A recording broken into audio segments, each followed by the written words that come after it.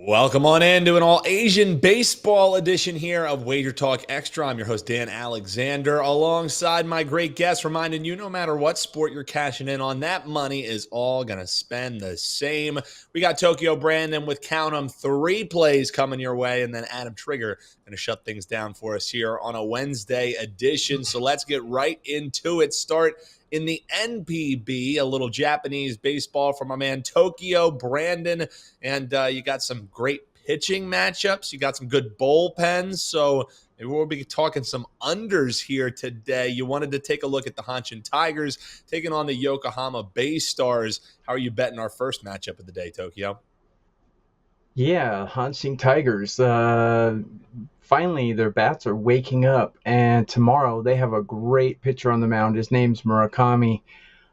He's got on the season a 1.78 ERA, but against Yokohama, in 3 starts, he has a 0.68 ERA. So he is a good pitcher.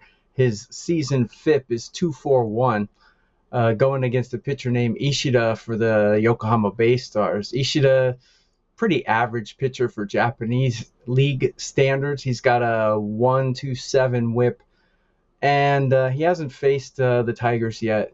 But the bullpen for Hanshin is great. They're a big under team because their bats have been cold, but they finally woken up the last 2 games. They had a really nice sayonara win. They call it sayonara win when they come back from behind at the end. So they had a real nice sayonara win last night. They got the number 2 bullpen in Japan. I think if they get 3 runs in this game, it's an easy win. Murakami's a great pitcher. As a matter of fact, I'm probably going to put this out as a 4% best bet. So take the Hanshin Tigers here against the Yokohama Baystars. They're a great home team as well. Hanshin over Yokohama, getting it done at home. All right, I said you had another one for us, so let's swing it on over to the Orix Buffaloes, facing off against the Lotte Marines. Is this another case that we're just going to be laying it with the favorite, or how are you attacking this one, Brandon? Yeah, actually, I am going to be laying it with the favorite. Castillo goes for Lotte, and he's quite a step down from who they had last night. If any of you know Roki Sasaki for Lotte Marines, the best pitcher in Japan. He struck out 14 in 5 innings last night, so he's pretty good. But yeah, Castillo is a step down, and the Buffaloes are starting a pitcher named Miyagi. He's a World Baseball Classic caliber pitcher. He's only given up 4 runs in his last 3 starts, and against Lotte, he has a sub 2 ERA this season, as opposed to Castillo. He's given up 9 runs in his last 3 starts. But what I really like is Orix's bullpen is better than Lotte's bullpen. It might not even matter though, because Miyagi is known to go really late in the games. He goes to the 7th, 8th innings. So even if their bullpen is stretched, probably won't matter too much. I like the Buffaloes in the game tomorrow. Might not make that a 4% play, though, because the odds just came out, and it's around -150, which is a little steep. In Japanese baseball, you never want to lay the run line, the -1.5, because average game scores are right around 6. Too small of a margin to lay 2 runs in that case. But I will take them on the money line. I'll probably make it a 2 or 3% play, but I like the Orix Buffaloes tomorrow. They have one of the best lineups in Japan. They should be able to finally get the bats going because they're not facing a 14 strikeout pitcher tonight. So it looks like it's favorite time in the NPB. Let's see if the same thing's happening in Korean baseball, because let's swing it over and take a look at the KBO. You have a little breakdown between the Kia Tigers and the Samsung Lions. So what is this? Is this a game that you're trying to ISO in on, or just how you expect betting these teams moving forward in the next few games here? Yeah, anyone who's familiar with the KBO knows that when you get a foreign pitcher on the mound, a Western name on the mound, a non-Korean pitcher, that he's likely going to be the favorite because the foreign players in Korea pretty much dominate the game. Usually the foreign pitcher in the rotation, they're allowed 2 foreign pitchers in their rotations, and usually those guys are the number 1, number 2 guys because they make the most money. And the KBO, in my opinion, as a baseball scout, is probably about college level or single A level. And these guys are coming over from Major League or Triple A, and usually they can pretty much dominate the KBO. However, tonight, Samsung has David Buchanan on the mound. Buchanan has been great in his KBO career. His career numbers, he's got a 3.21 ERA and a 1.30 WHIP. Doesn't sound great, but he actually has been pretty good. However, this is a bet against Samsung situation. Kia is starting Yang Hyung Jang, and Yang Hyung Jang is really good. Not quite the numbers that Buchanan has, but what I really want to focus on in this game is Kia. Kia has been one of the hottest hitting teams in the KBO in the last 2 weeks. They got Na Sung Bum back, who's a really good hitter. He's kind of an aging veteran, but he's hitting, he's producing. And since they got him back, they're averaging 5.8 runs a game. The average game score in Korea is around 4.3 per team. So they're hitting really hot. And surprisingly, Kia has the number 2 bullpen in the KBO. So when the number comes out, we might be able to get a favorable number on the Kia Tigers since they're facing a foreign pitcher named David Buchanan. So I like Kia in this game. I think Kia is going to continue their winning ways. So take a look at this game. The KBO is a league where you can lay the run line because the average game score is 8.9. A lot more room for error and a lot more room to lay 2 runs in this league. So I'm going to be looking for Kia depending on what the numbers are in this game. I love it. And Tokyo, also because you had such a great pace of play here today, I'm also going to let you give out a little betting lesson before we get you out of here for the day. We were talking and you were trying to break down, how to get a safe run line, as there's been some different offerings across some regulated sports books. So I'll turn the mic over to you. How do you try and get a potential, just laying one, not having to die by the hook? Yeah, I know most of the people in North America who are betting are probably using a sports book that's black and green. And if you do, or green and orange, and if you do use that book, they do offer a -1 line for KBO games and for Japanese baseball games. So let me break down what a -1 is and what the advantages for a -1 are. When you lay -1.5, which is a typical run line, if your team wins by 1, you lose your bet. But on a -1, if you win by 1, you get your money back. It's a push. So -1, I always look at a -1 as kind of insurance. There's no worse feeling than to lose a bet when the team you picked won the game. I really hate that. And so a -1, you can avoid that. So, for example, NC tonight, last night, I won a 4% play on NC -1. They ended up winning the game, I think, 11-1 or something like that. Of course, the run line would have won.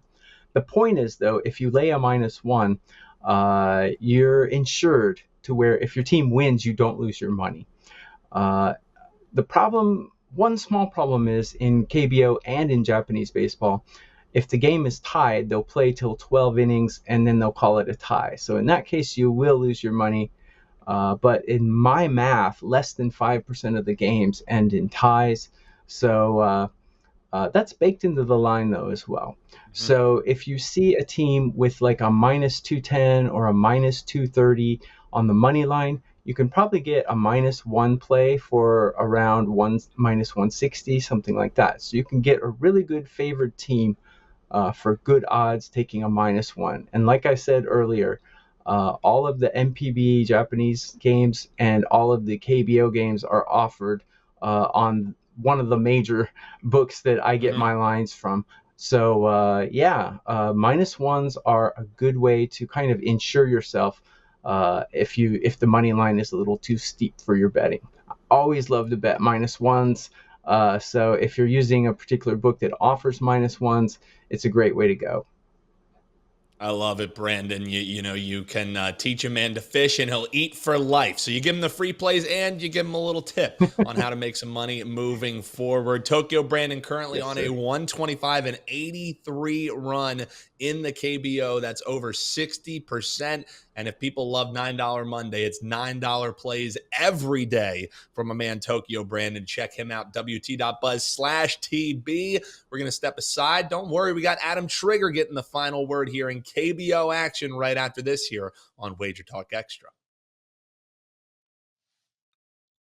Welcome on back here to WagerTalk Extra. So we got a little Kia Tigers and Samsung Lions preview from Tokyo Brandon. We got two more coming for you here in KBO. And for that, we swing it on over to my man Adam Trigger. And you wanted to take a look here at the KT Wiz and the Kiwoom Heroes. How are you going to be betting this matchup, Trig? Yeah, Dan, so I wanted to look at this game because at least we know that this one's going to get played. So there's a lot of rain in the forecast. It's been a rainy week in Korea.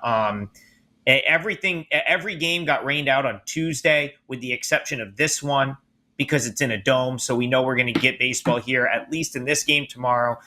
So I just wanted to sort of give my thoughts here because at least, we'll definitely have one game going in Korea tomorrow, and hopefully the weather holds off and gives us a full slate on what will be their final day of the first half before their all-star break. Interesting matchup, interesting scenario here. So I wanted to get involved with KT Wiz in this series, and I'm kind of kicking myself because I feel like I missed my opportunity to do so. I was very close to betting him on Tuesday as a dog with Wes Benjamin on the mound. They won. I then was like, now Kiwoom's lost 5 straight games. Do I come back with them on Wednesday? I didn't. They won again. So now you've got Kiwoom on 6 straight losses into this game. And that's, I guess, the one sort of turnoff for me here because I do still lean to the KT Wiz. I think if you've watched me talk about KBO, write about KBO this year, you'll know I'm not high on Kiwoom at all. They've been a fade for me for a couple months now. And I would go right back against them here if I was going to bet a side in this game, just based on the fact that I think KT's the better team, and you're still getting a relatively fair price at -125, -130. Now, I'm going to talk about some of the sort of drawbacks quickly and why I didn't make that a best bet, and also offer you an alternate way to look at this game. So first, you have Yeonpyo Ko for KT Wiz, 2.98 ERA, 1.08 WHIP. He's had another fantastic season. And, this Kiwoom lineup without Addison Russell just has not been as potent. If you can get through that sort of top half of their order, if you can really not even the top half, you get through Jung-Ho Lee and Hae-Sung Kim. And after that, this is a really weak Kiwoom lineup, in my opinion. And Yeonpyo Ko is a top starter in this league. He's going to be able to get through and sort of work around who he wants to work around in this lineup. One of the reasons I'm not going to come back with KT here is Ian McKinney is a guy that I kind of was looking to maybe play on this time around. Now, if you go back to a few weeks ago when Ian McKinney was signed by Kiwoom, he's going to fill the spot of Eric Jokic, who's hurt, and they decided to cut him and get a new import player. Quick background on Ian McKinney. This guy was pitching for the Gastonia Honey Hunters, an independent ball team down in North Carolina. He never made it to the big leagues, and he didn't have a particularly good career at AAA. He was in independent ball, and Kiwoom found him there. So instantly I thought, okay, this might be someone I want to fade. Played against him a couple times. I actually had success doing it. I played him against him 3 times and went 2-1. But I got to say, the last couple times out, he's impressed me. He definitely, it seems like a good fit in this league. He's got a good approach to getting batters out. Right now, 2.25 ERA, 1.31 WHIP. So I don't really want to bet against him here, especially as an underdog. But I do think this total is low. So I do lean toward KT Wiz based on the fact that I think they are the superior team here, Dan, and they have one of their better starters on the mound. And I'm just sort of willing to ride them right now. But this total at 7.5, I think that number is sort of treating these guys as if they're both ace caliber pitchers. And I don't think, even though McKinney impressed me, I don't think he's close to being an ace in this league. And even though Yeonpyo Ko's numbers are solid, in my opinion, he's still not quite to, what I consider an ace caliber pitcher like an Alcantara or an Eric Fed or just, Kwang Hyun Kim. The list goes on. So that total is a little bit low. And I'll give you one other reason why I think it could get there and get over the 7.5 runs. KT has really leaned on their top bullpen guys the past couple days. They've won back-to-back close games, and they are the superior bullpen of these two. I think KT could potentially score off McKinney and score off the Kiwoom bullpen. Normally, I'd give the edge to KT against the Kiwoom lineup, but I do think if they get Ko out of this game, they might be stuck with some of their lesser relievers in the later innings. And Dan, Kiwoom desperately needs a win here. They've lost 6 straight. They face going into the break on 7 straight losses if they lose. So I do think that this one could see some scoring late, which makes me lean to the over. And I think reluctantly, if I had to pick a side, I'd still roll with KT just based on the fact that they're playing better baseball and they are the superior team. But that's kind of my breakdown for this one, and I wanted to give it a thorough breakdown because at least we know, Dan, that this one will be played in Korea tomorrow. Yeah, it seems to be like our MO is we break down these games. I know. We're all excited. We get the bets in, and then they get postponed. So at least we know this one's going. Yeah, and listen, if you're not familiar with KBO, it's rainy season. June into July. This league puts 3 weeks between the final game of the regular season and the playoffs, just so they have makeup time. For makeup games. Yeah. And and each team ends up playing a pretty full schedule during those 3 weeks because that's how many games get rained out. They've gotten away completely from doing doubleheaders because teams they don't have enough pitching as it is on these teams, and a doubleheader would just absolutely cripple a KBO pitching staff. So they've pretty much done away with doubleheaders at this point. And so that's why, there's so many rainouts and why you never see a KBO doubleheader anymore. Yeah, absolutely. Well, man, you and Tokyo Brandon are always contractually obligated between one of you to bring up the SSG Landers whenever we talk KBO. So let's take a look at the Doosan Bears taking on the Landers. We're looking at the over in the KT and Kiwoom series, game coming up here. But how about this one? How are we betting this one, Trig? So I do like Doosan Bears. I've played them a bunch over the last couple of weeks. They are on a 9-game winning streak. They are the hottest team in the KBO right now. I've sort of outlined over on shows the past couple of weeks why I thought that this would be the case, and they finally have a full roster. They were a team that had been without Dylan File. They ended up having to cut him. They went and got a guy named Brandon Waddell, who was on their team last year. He's come in and been fantastic. Guac Bean, who we're going to talk about in a minute here, has been sort of the breakout starting pitcher in KBO this year. And now that they've got their full complement of starting pitchers, all of the bullpen guys have fallen back into place. And they finally have their full team, which appears to be really good. And it was something that they didn't have, for over a month. In the middle of the season where they were essentially rolling without 2 starters. As far as this game is concerned right here, there's a lot going on in this game. And I think so I haven't made Doosan a client play. I probably won't for reasons I'll outline on the show. But I do think that Doosan at -115 is playable. Just the way, if you've watched this team the last couple weeks, the fact that you're getting -115 with them with a pitcher on the mound in Guac Bean that has a 2.08 ERA and a 1.11 whip that's pretty good. A little interesting wrinkle here for Doosan. Raul Alcantara, he could have pitched this game. And so Raul Alcantara, one of the best pitchers in this league, foreign pitcher, was in Japan, came back to Korea, and he's kind of picked up right where he left off in terms of being one of the top starters in this league. He last pitched on Saturday. Now, I didn't know exactly how they were going to sort of, do their pitching, but the reality is they don't play again for 8 days. Now, some of them are going to go play in the All-Star game, but they don't play for an 8-game stretch. In theory, if they wanted to, they could use Alcantara and sort of piggyback him off of Guac Bean here, which is important because Bean has been absolutely lights out. He just hasn't gone particularly deep into games. He dealt with a back injury earlier this season. And so even in spite of multiple DL stints and dealing with a back injury, sometimes pitching through it, he still has a 2.08 ERA, a 1.11 whip.